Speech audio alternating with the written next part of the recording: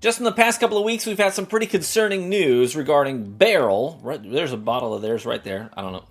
I probably should have had it up here so it was easier for you to see. These guys, you've seen their stuff on shelves, but Barrell, unfortunately, we've got some concerning news. They're basically liquidating assets. I mean, like their facilities, their warehouses, their their main distillery location where they have the big vats for aging things, all that kind of stuff. It's not looking great. Now we don't have an official word, as far as I know, just yet regarding what's going on. Did they get acquired by somebody? Did they get bought out? Are they going under? All great questions, and I'll be interested to see how things shake down. It is really unfortunate. You never want to see somebody fail, obviously, especially somebody who has a pretty decent reputation. I mean, no, I think Barrell has they've got a reputation for having pricier products, right? And that could be a factor, but they're generally well received. Every now and then they have a banger that gets a ton of love and acclaim. But for the most part, most of their stuff is just like, yeah, that's pretty good. Nothing's bad. But one of the things that did get a lot of love, a lot of acclaim, was their Amburana barrel product that came out. It was like end of Q3, beginning of Q4 of 2023, so last year. I did not get a bottle of it, but my buddy did. Brian, who is one of our faithful supporters, sent me a sample from his. So this one, a couple of different whiskey YouTubers said that it was the best Amburana product they had in 2023. And there were a lot of them, right? A lot of people were singing the praises of RD1, Rio from Penelope, Starlight's Cigar Batch. I mean, there were just tons of Amburana products hitting the market last year. I really liked Starlight's. I thought they did a great job with theirs. I think Rio's delicious. I've had both batches of Rio, but I've never had Barrels. So I'm going to see if this is worth the hype. And it is possible to still get this, by the way. So keep your eyes peeled for it. You might get a decent drop. We don't know if there's ever going to be another one. So if you did get a bottle of it, you might want to hang on to it. On the nose, man, you can tell it's Amburana. It smells like cinnamon toast crunch, French toast, a thick maple syrupy vibe. I should note that the proof here is like 116.4, and it's a blend of different bourbons. I think the youngest is 5, the oldest is 10 years old. But they have to say it's 5-year-old bourbon, obviously, because it's the youngest in the blend. And I think it's roughly 21% rye in the mashes, collectively, which I think is a good thing. In my experience, Amburana finished products tend to do better when there's some rye in there to help offset all the sweet and cinnamon. This smells like a thick, gooey cinnamon roll on the nose. It's beautiful. Let's try it. Well, it's a lot spicier than most. Most Amburana stuff I get is just like super sweet. You know what I mean? Like a dessert pastry. Drop kick in your tongue. This actually brings, I think the very first thing that came to mind on the front end of the palate was actually like those cinnamon and honey glazed graham crackers. You know, you can get the boring regular graham crackers, but then you can also get the ones that have sort of that honey glaze and cinnamon on top of them.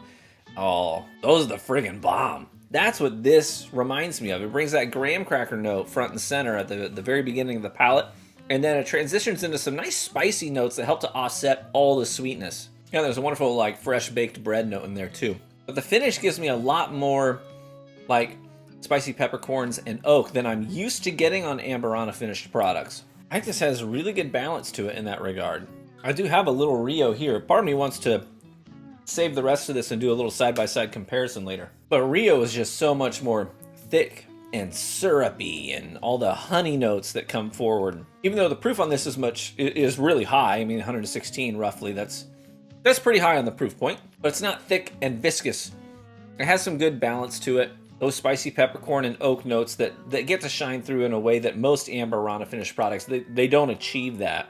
That was my biggest issue with RD1, is that I couldn't even taste bourbon in there. It was just like all Amburana. It felt like almost a cheat code to get a product on the market that had a ton of flavor. They were like, we don't even care how good the bourbon is. Make it 2 to 4 years, and then throw it in an Amburana barrel and let it sit there long enough to soak up all of that flavor.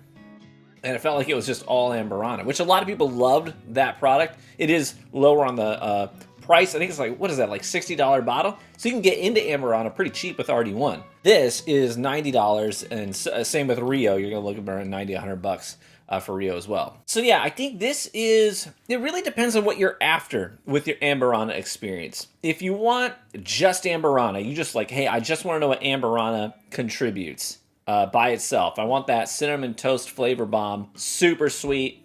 Grab yourself a bottle of RD1 for 60 bucks, try it out. If you want to say, I want Amburana, but I want to offset with some nice spicy components. I want a sip that has a lot of good balance to it, where the Amburana just doesn't fully take over the whole sip. Do this, the Barrell Amburana. I think this is exactly what that achieves. If you want thick, syrupy, honey and mead notes mixed in with your cinnamon, then I would say Rio is, it's a flavor bomb. It's a huge experience sip, you know what I mean? Then yeah, that's what Rio achieves.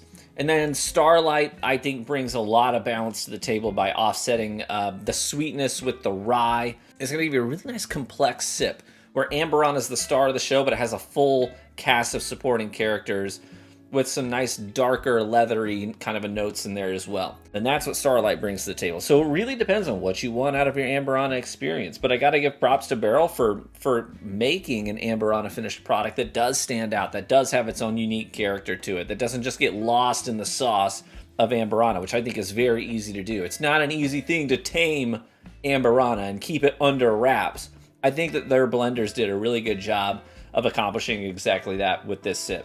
I'm going to give that a 7.7 on my scale. Very reasonable price point. It gives you Amburana, that whole experience, but it also shows their mastery in being able to keep it contained and bring other things to the table as well. Thanks so much, Brian, for sharing this with me. It's very generous of you. Hang on to that bottle, because God knows if we'll ever get another one. Thanks so much for tuning into the video today. If you enjoyed it, feel free to leave a like on the videos. That's the best free way to support the content here on YouTube. And definitely get involved in our Discord. We like to hang out. We got a great welcoming community, whether you're brand new to whiskey or you're a seasoned veteran. We've got people of all different levels of enthusiasm represented there in the Discord. So check the link in the description and get on in there and introduce yourself and say hello. And if you've been to the channel before, this isn't your first time visiting, but you haven't yet subscribed, hey, consider doing it. We'd love to see you around more.